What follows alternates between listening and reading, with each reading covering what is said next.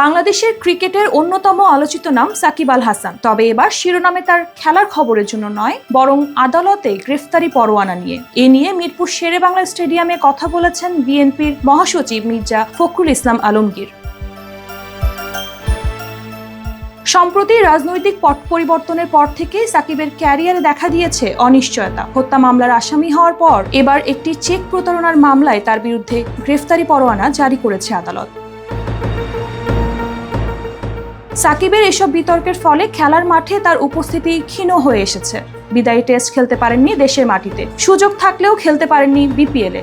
Champions ট্রফিতে খেলার সম্ভাবনাও প্রায় শেষ হয়ে গেছে।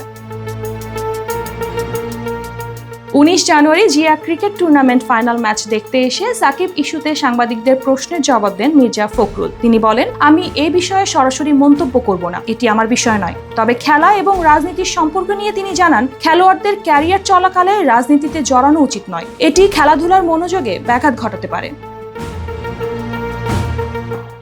তবে মির্জা ফখরুল আরও জানান, ক্যারিয়ার শেষে কেউ রাজনীতিতে যেতে চাইলে সেটি তাদের অধিকার, কিন্তু খেলার সময় রাজনীতির সঙ্গে যুক্ত হওয়া উচিত নয়, এটি খেলাধুলার পরিবেশ নষ্ট করে।